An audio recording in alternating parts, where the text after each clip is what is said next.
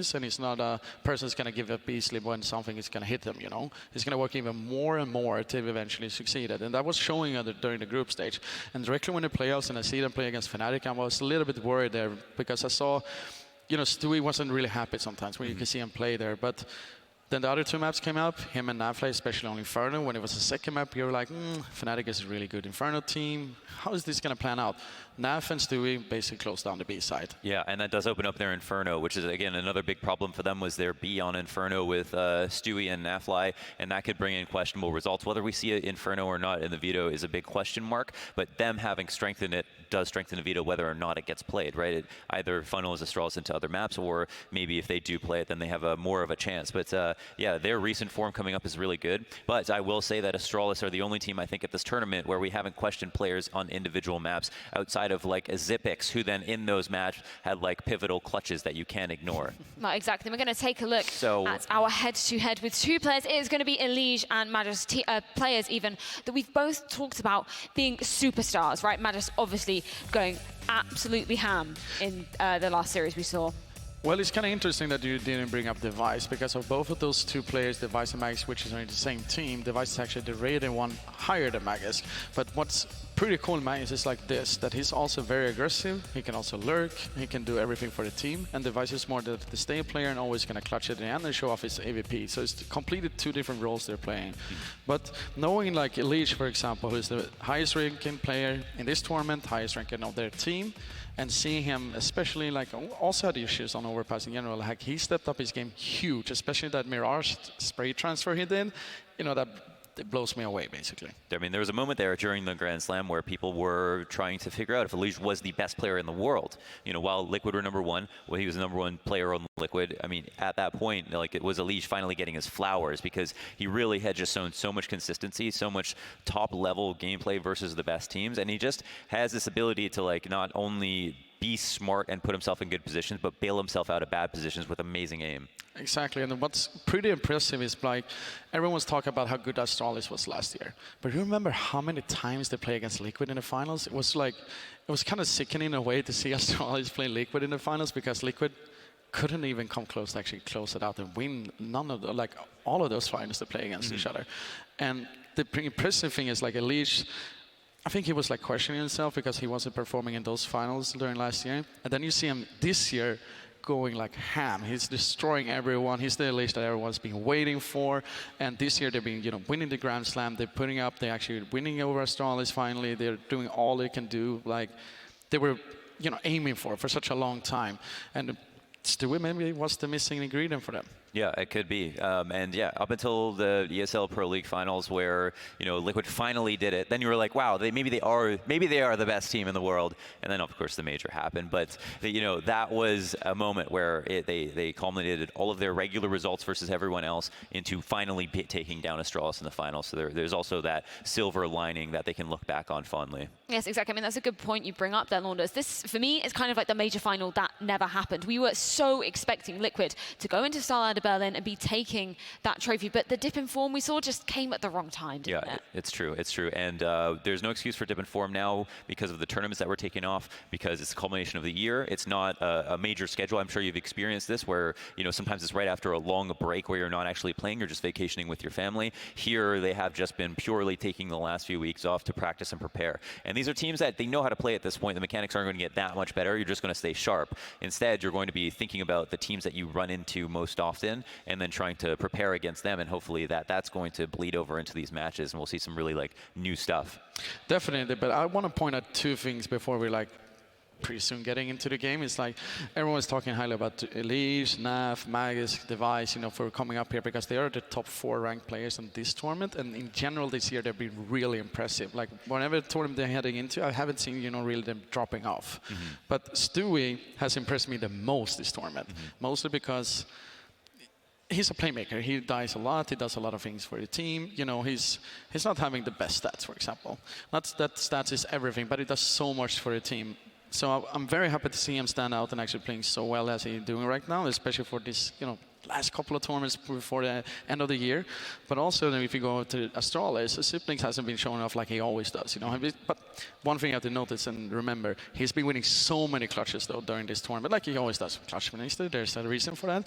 But I'm expecting both of those two, be, at least in my books, they're going to stand out even more in this final. Yeah, I mean, maybe we can point to their form after the match is over and just maybe try to draw some correlations between, you know, where they excelled and where they didn't, because, you know, there are some similarities between Xyp9x and Stewie. I mean, they both are really smart in the clutch. Xyp9x does win way more clutches, obviously, but then they also play small sites a lot. You know, that's very common, and they also have tons of history versus each other. Well, I think it's just about time to get into our map veto. This is something we have been speculating for so long. We've been talking about what maps we are going to see played here. Launders, what are you expecting? Yeah, so I think I tried to think about this veto a couple of times. I'm not exactly confident what the last map will be, but the first two bans, Train and Mirage, obviously, that's out the window. I think that Astralis will pick Overpass because they've won 2 strong maps versus them on it in their last 2 series, most recently, and then Liquid will take D2, where they are 2-1 up versus Astralis, and this is going to be kind of a gimme for Astralis, is the problem if, you know, Overpass comes through, but then Astralis could also pick Vertigo, or Liquid could take it first.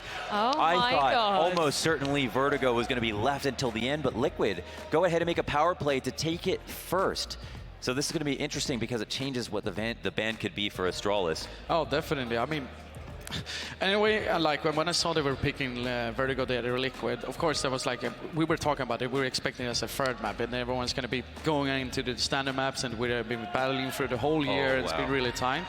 So I wasn't really surprised in a way to see Astralis just picking New to just make a, you know, a showing off and say, okay, you're picking Vertigo.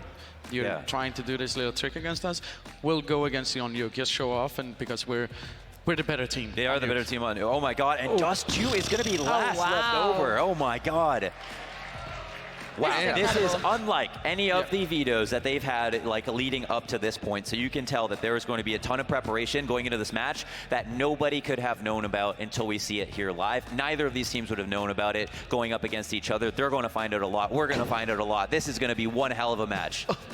This is so exciting to see. Mostly because like, I wrote down with a different pen, and I wrote down all exactly 3 maps just with a bigger pen. Oh yeah, you see like that. Yeah. So it's pretty impressive to just know it when with those 3 maps was the first one I wrote down, and I'm like, no, I don't know, maybe not. Of course, you're never sure, but just seeing that I actually was that close on picking all 3 maps, it's like pretty impressive. But like Vertigo first pick, I'm not really sure about that one. No, but crazy. In the same time, we never know with Liquid. Yeah, no, potentially Liquid could have had, I think the way they saw it is either way there's a gimme. If Astralis pick Overpass, and that's a free map for them if they go ahead and pick one of their standard picks that they've always done, and then they end up on Dust 2, or they get their Dust 2 pick, and that's fine. But here they pick Vertigo, and then that affects maybe how Astralis think about what they're trying to do. They get the Nuke pick, which might be a gimme as well, so that can go back and forth. But as a Dust 2 decider, where recently Liquid are up 2-1, like finally I see a light at the end of the tunnel. So it's just about how good they actually are on Vertigo, and nobody knows. Exactly. I mean, I think the last time they played, I have a small memory, they played in DreamHack. They did a while ago. Chicago. Versions ago. Yeah. Right. And that game went to 16-14, if I don't remember wrong. Yeah. And, or 13. It was like Liquid something like just that. barely. It was very close, but Liquid made a huge comeback, if I don't remember wrong as well on that one. But then at the same time, that was like the early stages on Vertigo. Like everything has changed completely. It's changed so much, hasn't it, guys? Yeah. That's what I think is so fantastic about this. I think this is definitely going to be going to 3 maps. Yeah, I feel like it has to, and I feel like, you know, there's going to be egg on Liquid's face if they don't win Vertigo, obviously. Like, it's a big power play, but I'd love to see the risk in the veto. We talked about this before. You have to risk it for the biscuit. If you don't take those chances when you're already the team that's just tried the same thing over and over again and just continued losing, then it's kind of a fool me twice situation. But here, Liquid are not worried so much about what it's going to look like if they lose. They know that they won't win if they go to a standard play. So that's a great move by them. Yes, exactly. I mean, we can draw a lot of comparisons between these 2 teams. Obviously, they came through the ECS season online. They qualified in the same week. They also won both their matches on Thursday, which meant they both had a day off on Friday, and they also both went 2-1 yesterday. So I think this is probably one of the tightest matchups we're going to be seeing. 100%. And they even hit it yesterday. They didn't play against EG. We were wondering if that was going to come through in the veto, and now we know that potentially, when they played their matches yesterday, they didn't pick Vertigo when they could have. Yeah. That was an option, and we know that potentially now it's because they were saving it. That could be a real thing. It's no longer a meme. I'm so excited to get into this. But before we do that, we've got to do our pinnacle predictions. And I think it's time to check in with our casters. James and Dan, how are you doing? Not too shabby, thank you, Freya. This is a really weird one with that veto. Looking at it backwards, I don't really want to pick against Astralis on Dust 2. I don't really want to pick against them with Nuke as well. Looking at how they've been playing against EG and how they shut them down, I think that's quite terrifying. But obviously Liquid have got something up their sleeve here with this Nuke pick, and so I really don't know what to pick. But I have to pick one of them. It's hard for me to go against Astralis, but I'm going Vertigo. I'm going for the Vertigo pick. I believe in it, so I'm going for Liquid, James. I believe in Liquid. Okay, well, Dan's picked Liquid. Because you're taking so long, I'm going to have to interject I have to pick Astralis. I always pick Astralis. Get off the fence, James. I always pick Astralis. Well, okay. James is going with Astralis. Yeah. Chris, I think we're going to come to you next. Who are you going to be going with? Well, I only have my Swedish All these flag poor here, fans in the crowd, Chris, make the right decision. I know my dollar has his red, so that's going to be for the Danish guys in Astralis. Okay, yes, Well, you did have a prop to support I know what you're going to be going for, so I'm going to go next. I'm also going to go for Astralis, and we can hand over Lorna to get some cheers. Excuse you, Freya. Freya, Excuse you with the banter. I'm booze off. taking Liquid. Liquid are going to win this map. Freya's going to hate me one day. Marvelous. Well, thank you so much, gentlemen. We'll be checking in with you very, very shortly to get into this grand final for the ages. But I think it's about time to have a look at our pinnacle fan predictions as well. And if it's anything to do with the crowd, I think they're going to be going with Liquid. Liquid have been walking up on stage. The crowd are going nuts. Oh, it's so split. Yeah, 54%, 46%. That is incredible. I mean, I was even saying that yesterday. It's like 55, 45, so it's like pretty accurate there. I was still like going for Astralis no matter what there. Yeah, and we're going to take a look at our updated pinnacle odds for this matchup as well to see what the markets are saying. Of course, it's going to be favouring Astralis. I think it makes sense, #1 team in the world versus #4 team in the world, but these maps, they are going to be so huge for this series. Oh, yeah. I mean, thinking you know what you're talking about when it comes to this Vertigo pick, we're all uncertain. The only thing we know is that Liquid wanted it. That's the only thing we know. That's pretty impressive because, like, why? And now? Like, couldn't we seen it earlier? That's my question regarding that. I guess when you know you're going to make grand finals, you can save some stuff for later, yeah? Probably, but are you really going to save it that long? Maybe, I don't know. But I think that's what's so bold as well. Like, speaking to Stewie, I think it was even before the group stage, he was like, yeah, I know that we're going to be making these finals, and I know we're going to be facing Astralis. He knew they had been preparing from day one of this tournament. They knew it was going to come to this. Yes, he's always working on his visualization. And one thing I know about Stewie is that he said that the reason that he's always played well against Astralis on any team that he's played, with the MIBR in specific, is because Fallen would talk about Astralis all day long, and that he prepared for them all the time. And he said that was actually a big problem, that at the time he felt like they struggled versus some other teams because they focused so much on Astralis, and that's why sometimes they wouldn't be able to meet Astralis because they couldn't get that far. But if they did, the series would be razor thin, like it would be like within one round, like it was last year. And on a personal level, it is important to be able to know the whole team you're playing against, not just your team versus their team. You got to be confident versus those players too. Against Astralis and Liquid? Yeah. I mean, 100%. I've always been a person like, it doesn't really matter who I face. I need to beat them. I want to beat them. I need to go to the final. That's my, that's my mindset, no matter who I play against. And I was even better with the new update in CSGO, so I can remember all the names in game. Nice, yeah.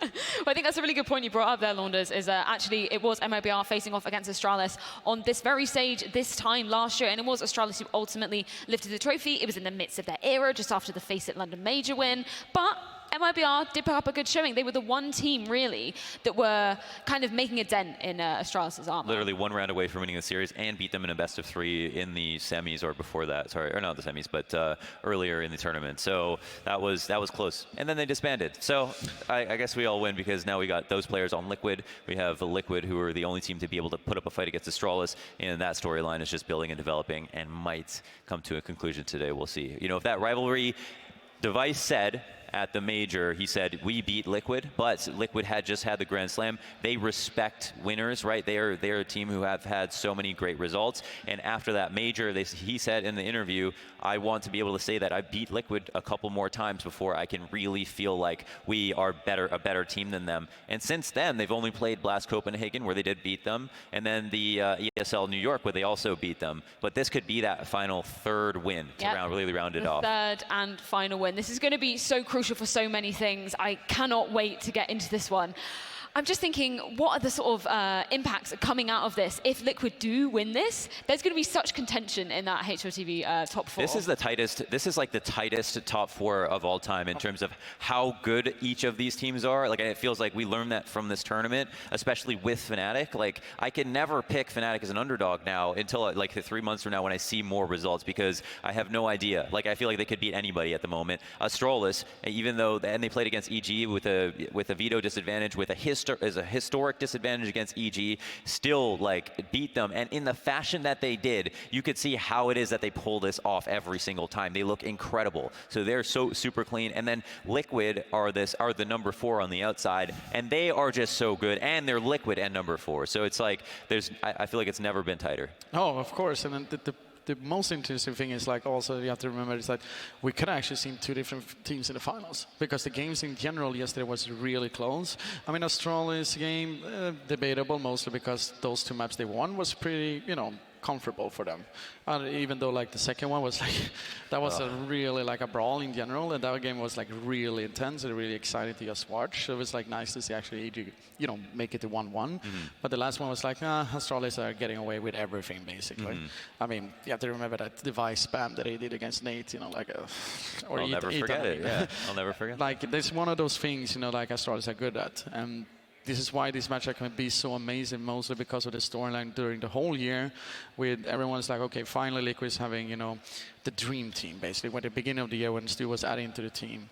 And they beat Astralis the first tournament of the year, but in the same time, that tournament has like a lot of issues. There was like iBuy Power. iBuy Power, yes, yeah. And it was just like, I remember watching that tournament, I was like, it didn't really matter. It was the beginning of the year, basically Lona hadn't really started yet.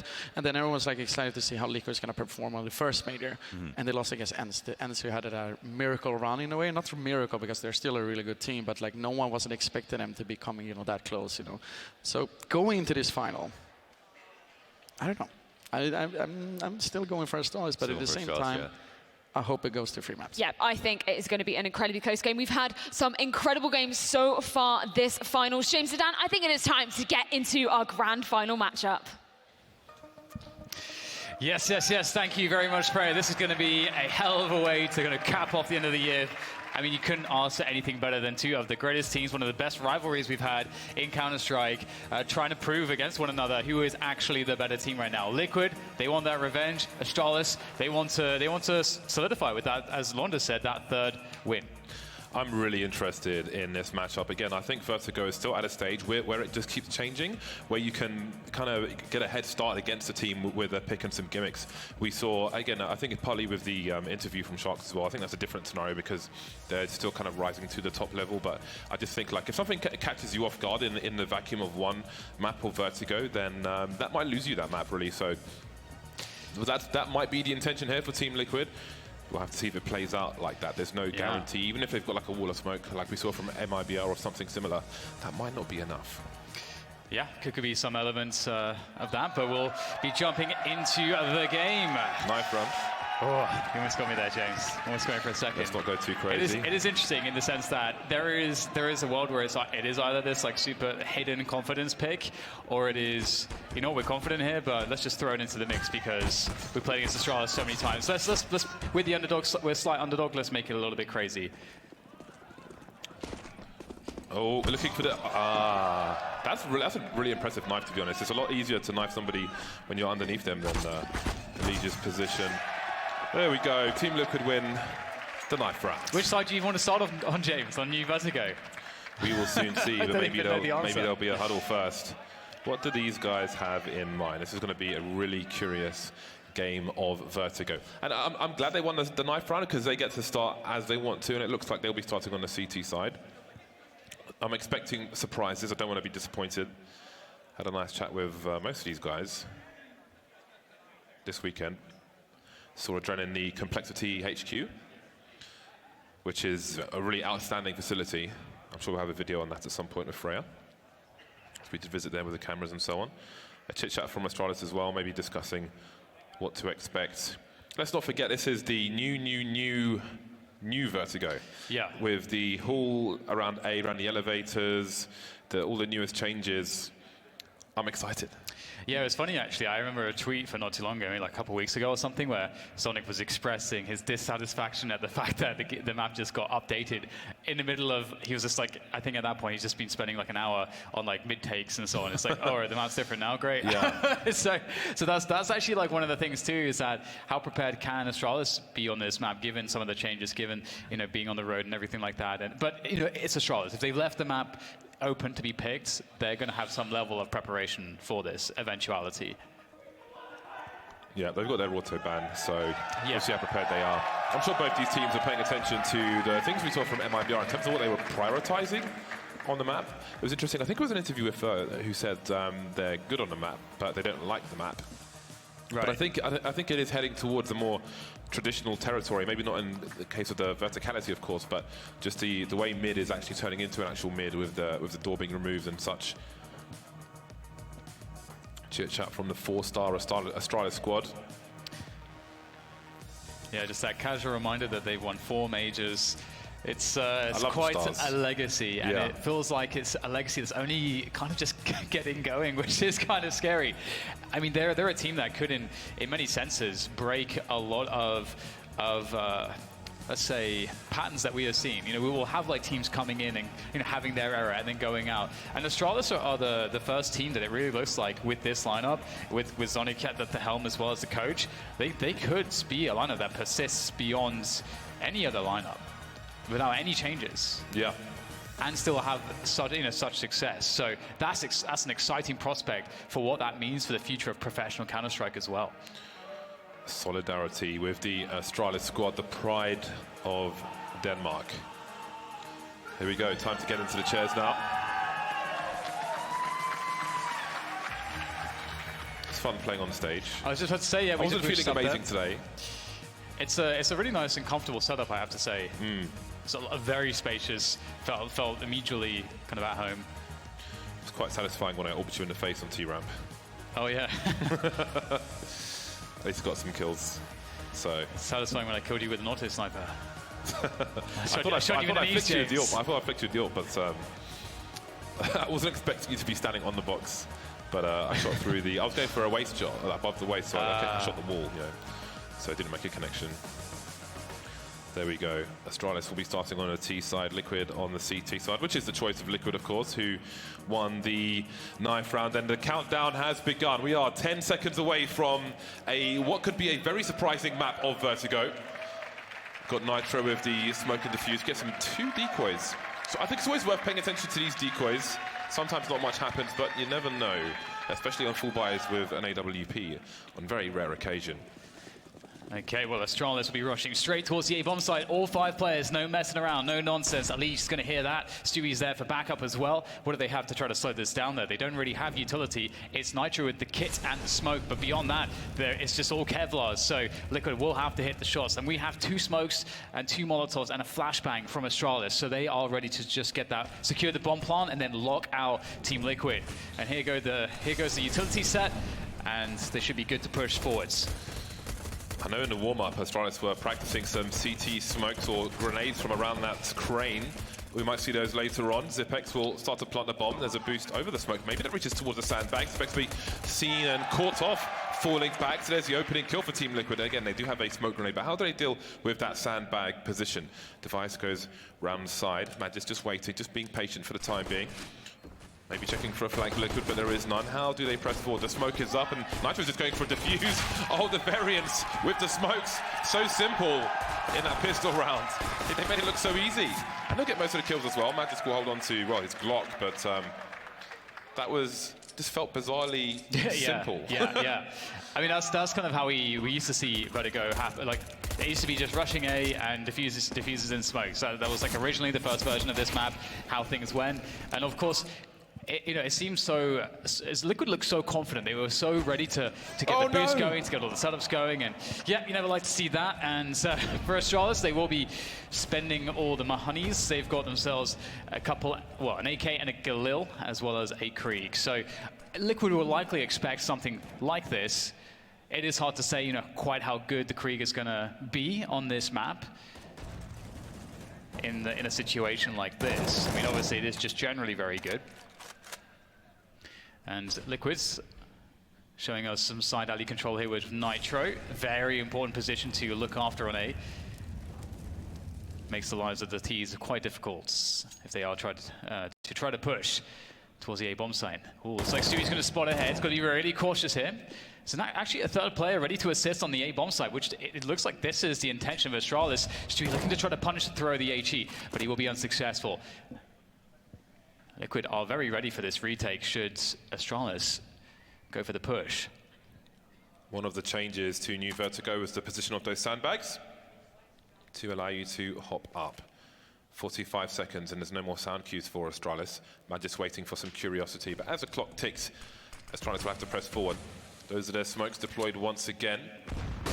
Very nice HE. They will take some chunks down. Bomb needs to, they've really got to plant this bomb before those smokes disappear. Zipex is the one carrying it with no Kevlar. One of two with no Kevlar. Device by the sandbags once again. And now it begins. This is so important for Liquid to hold this side alley. Magis can't really die here. He's got 20 HP. We'll see what he chooses to do. The frags keep going the way of Team Liquid. Astralis must find an answer for this post plant. With this position, you can see Stewie's gone really, really deep. Can't find a good timing for a flank. Dupree's taken out, and he survives and Magis. Two with Kevlar now to survive. Just a one kill for Astralis. Team Liquid seem very comfortable on the retake. Of course, there'll be more utility, maybe an AWP for Astralis in the future rounds, but for now, Liquid are retaking A with ease.